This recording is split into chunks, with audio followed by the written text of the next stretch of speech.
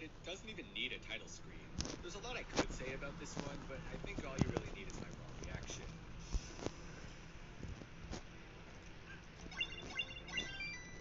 That's not gonna get it. Oh no, they picked the worst coins. That's right, there are coins scattered all across the level that play the most annoying sound when you collect them. And the coins are barely even necessary since they're pretty much impossible to miss. It's pretty bare bones and has zero sync as you'd probably expect. But you won't even be able to focus on the music because there's also lots of blocks, backgrounds, and other assets. As for the actual game, it's pretty bare bones and has zero sync as you'd probably expect. You won't even be able to focus on the music because there's also lots of blocks, backgrounds, and other assets stolen from Geometry Dash, but that really shouldn't come as a surprise. One of the levels has an extremely zoomed-in screenshot of the background from Press Start, and part of me wants to believe they just grabbed it from a gameplay video. There's not much of a difficulty curve with this game, and some of the levels are pretty funny since there's a lot of gameplay patterns that are very obviously stolen from Geometry Dash. For example, the start of this level is exactly the same as Back on Track, but there's only 2 fake pads instead of 3, so that might be original enough. There's also this level, which is basically Stereo Madness, but they threw in some jump pads for funsies. Despite what the game's split page wants you to think, there's no portals of any kind, so things get stale pretty quickly. The game also lacks any sort of level select, so after beating a level, you're sent right to the next, and it's now the only one you can play. After like 4 or 5 levels, I thought the sounds were the same, but it turns out that they are different, because this one is Back on Track, but now there's 3 jump pads. So I'm sure by now you're dying to know, what do the coins do? Well, each level has a couple of checkpoints in it, and you can pay 100 coins or watch an ad to respawn at one. There's also an icon shop, because it turns out the game does have a menu, and it's got some absolute bangers, like a demon, Trusto with the Theory 2 icon, the monster but with bigger fangs, SpongeBob, Amogus, Doraemon for some reason, and a pixelated minion. You can also watch an ad for 200 coins or just pay money. Speaking of ads, as you probably expected, they play every time you die, as well as when you beat a level, regardless of if you click no thanks or not. Finally, I want to talk about this game's greatest feature, hard mode. You know that one map pack where it's just the Rob Top levels but faster? This game's hard mode is basically the same thing, and it is hilariously untested, because a lot of the jumps straight up don't work unless you time them in very specific ways. It is pretty fun once you get the hang of it, but since all the levels feel exactly the same, it'll keep you entertained for like 5 minutes at most. And that right there is the biggest flaw of this game. It's empty and extremely repetitive. If the levels had a bit more personality, I could see myself playing for a little longer, but that's just too much effort for Rainbow Fives. They're too busy all up in the crib with games like Super Mino, Hack Classic, Toon Color, Among Action, Angry Birds. Actually, I'm starting to think these guys are onto something.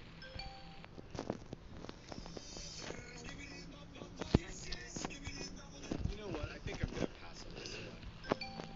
Actually, back up. There are some things I need to share. So yeah, this is poorly made Geometry Dash featuring internet sensation, Skibbity Toilet, and that one song in the background. It's even complete with gravity changes, so that already puts it ahead of the last game. You move really, really slowly, and the levels are pretty trash, but there's always room to make your own fun. You guys want to see a swag route? Oh, let's go, swag route! Also, whenever you die, it farts. That's basically all there is to this game, but there's also an icon kit where you can unlock 3 more characters. Wow, I wonder what they could possibly be. You know what they say, a good character design can be recognized by their silhouette alone. I think you're supposed to unlock these guys by watching an ad, but for some reason the button doesn't work, and it also never clears from the screen.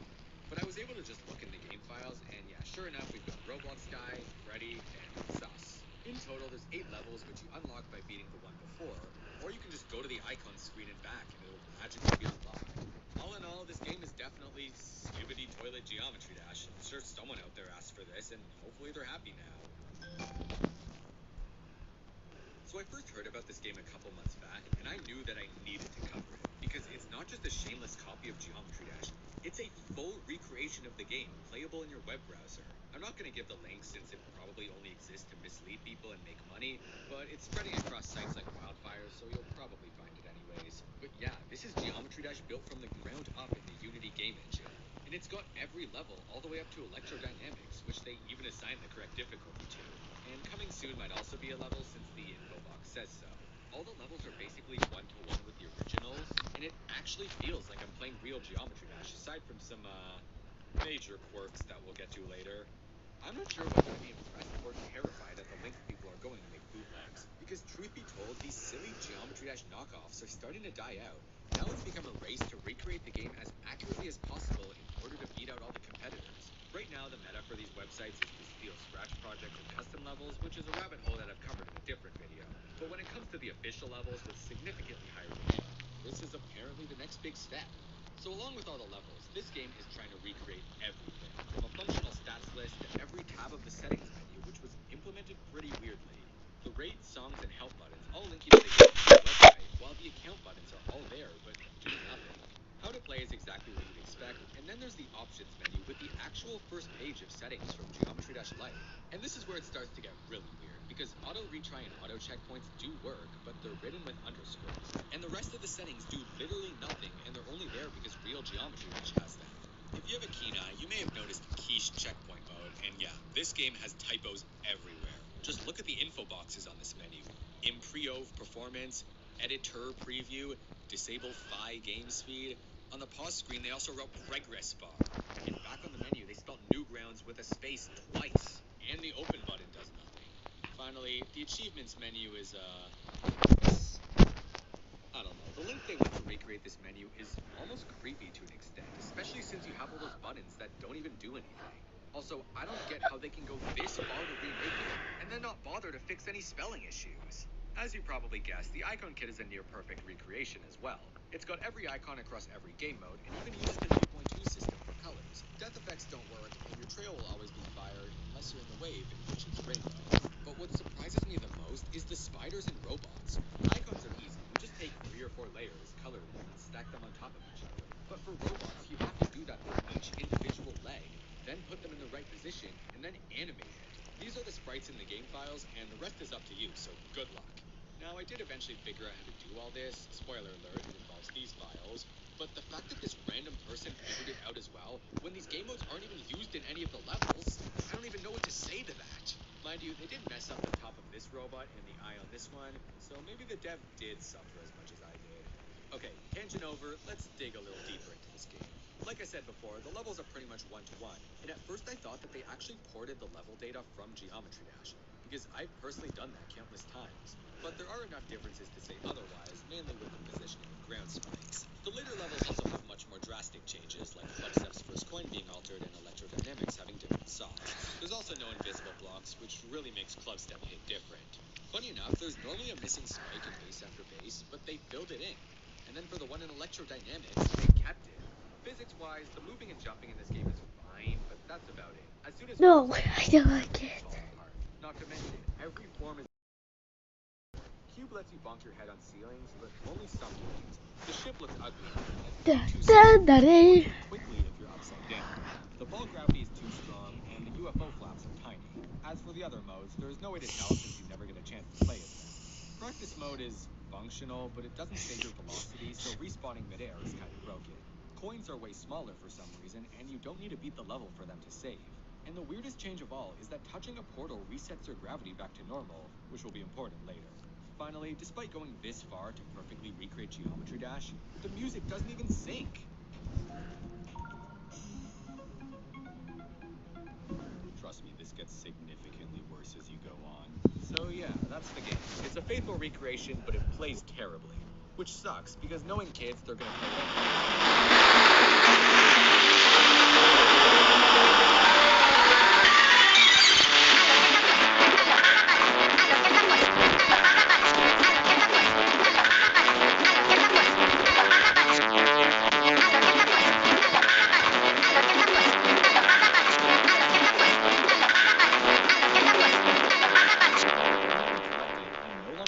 in future runs. And along with that, there are some pretty interesting changes to them.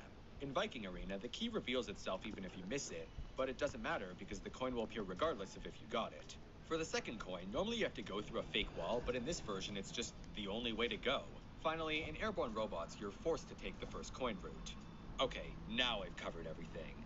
Except not really, because there's one more website. Not World, not Sub-Zero, but Bloodbath. Yes, they compiled an entirely separate game just for this one level. And it's rated Easy Demon. On paper, I can kind of see why they did this, because Bloodbath is one of, if not the most popular demon levels in the game, and it's also the hardest level in Geometry Dash. Or at least it was in 2015. So I play the level, and it is Bloodbath, and it's really accurate too. Or it might be because it's impossible to beat. The physics are an absolute nightmare, and after an hour of inching through this level in practice mode, I found that the transition into Vermilion's part at 10% is impossible. Why is that? Well, like I said before, when you touch a portal, it resets your gravity back to normal, but in the real level, you need to stay upside down. Either way, I edited together a segmented run of the first 10%.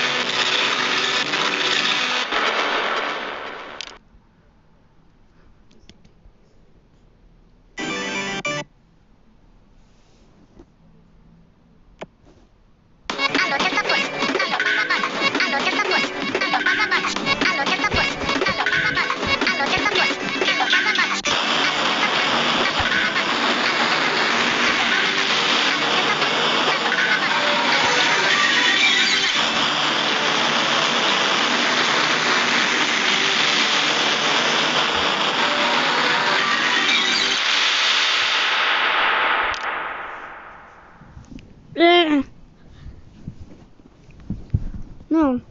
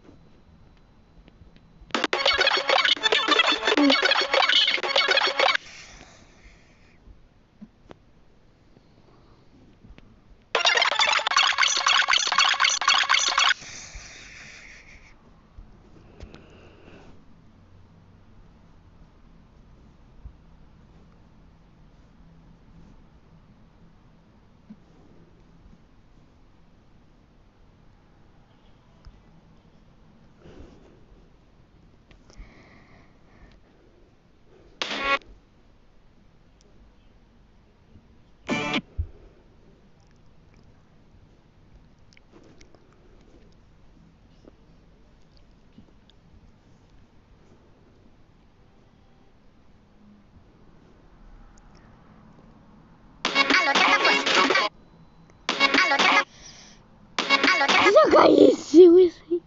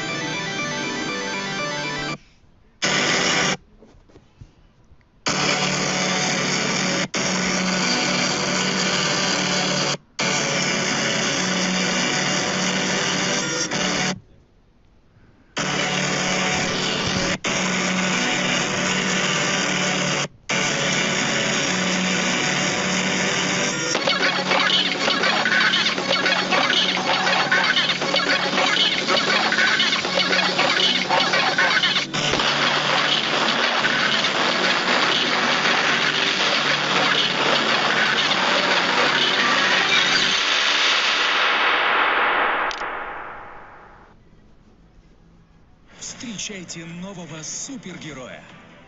Он готов всегда и ко всему.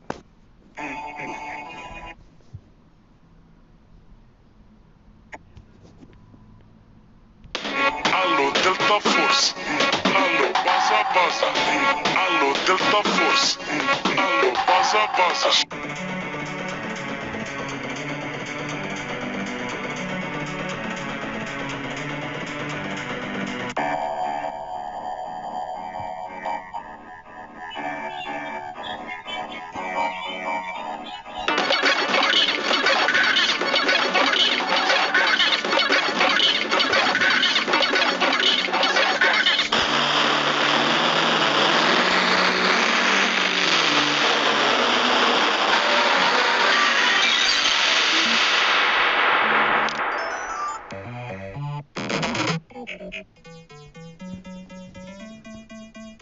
Alô, Delta Force. Alô, baza, baza. Alô, Delta Force. Alô, baza, baza.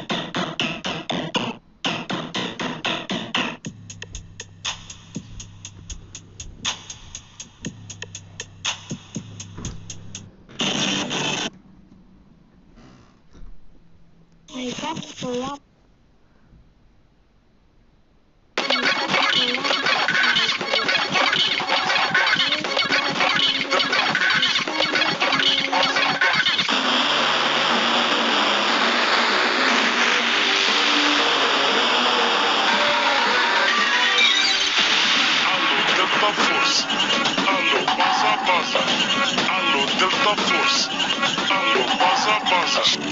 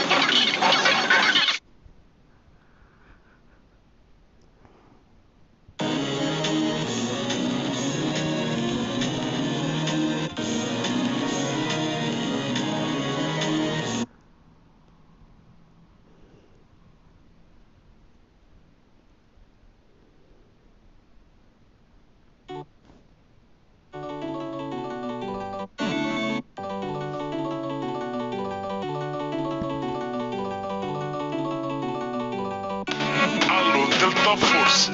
Alô, baza, baza. Alô, Delta Force. Alô, baza, baza. Alô, Delta Force. Alô, baza, baza. Alô, Delta Force. Alô, baza, baza. Alô, Delta Force. Alô, baza, baza. Alô, Delta Force. Alô, baza, baza.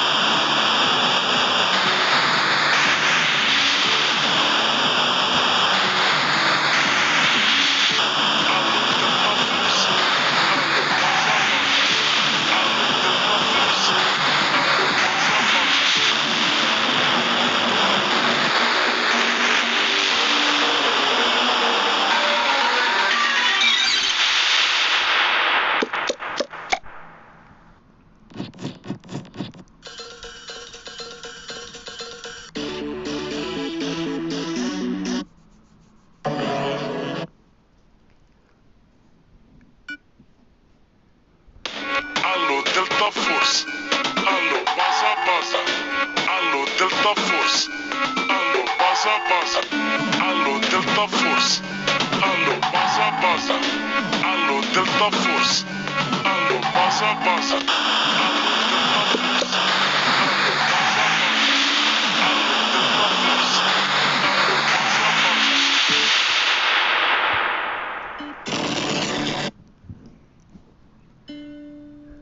Allo, Delta Force. Allo, baza. Allo, Delta Force. Allo, baza. Allo, Delta Force. Allo, baza. Allo, Delta Force. Allo, baza. Allo, Delta Force. Allo, baza.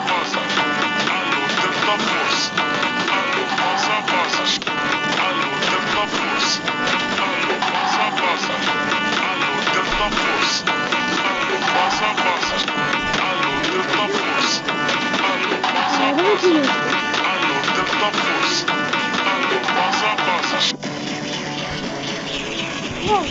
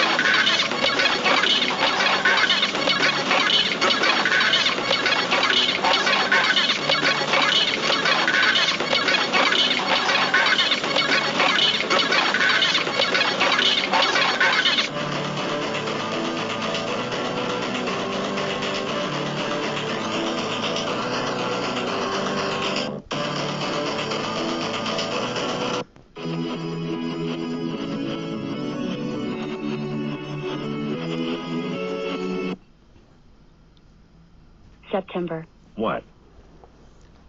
It's October 1st. Check the calendar. Hop up. Let me see this. Oh no, it's October 1st. This cannot be happening. Too bad. See you in September 2024, September.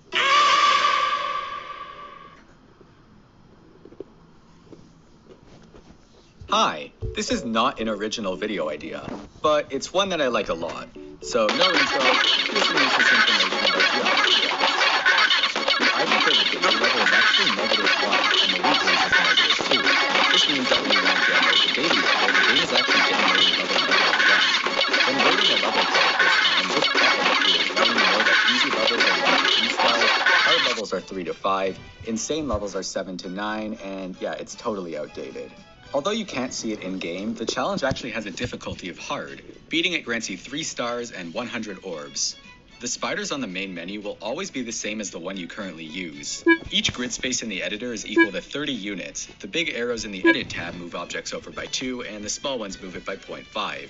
The supporter icon was originally granted by rating Geometry Dash in the Google Play or App Store. This led to the game being temporarily taken down on Google Play since it goes against their terms of service. That's why the icon is now given to you for free by Scratch. Once you have 100 of a shard, it's impossible to get more since they'll be automatically converted to 100 mana orbs. The amount of diamonds rewarded by a level is whatever the star count is plus 2. The formula for how mana orbs are rewarded is surprisingly complicated. Basically, 80% of a level's orbs are obtained by making progress in it, and the last 20% is given when you beat the level. To calculate the amount of orbs you'll have at a certain percentage, the formula is total orbs times 0.8 times percentage divided by 100, rounded down to the nearest whole number. In order to buy every shop item, you need 471,500 mana orbs. That's the equivalent of beating 943 demon levels. The first time you enter the Codebreaker vault code, the solution is permanently stored in your save file. The numbers will change every time you type the code, but the actual answer always stays the same. As you scroll through the main levels, the game cycles through many different background colors. These colors aren't stored as hex codes, but rather as icon colors. For example, the ID for the red background is 9, which tells the game to set a favorite icon color. Many of the editor's selectable fonts are actually direct references to other things. Font for use Star Wars font, font for Minecraft, font for Mario, and font for Pokemon. When you see an unregistered player with a green username, you make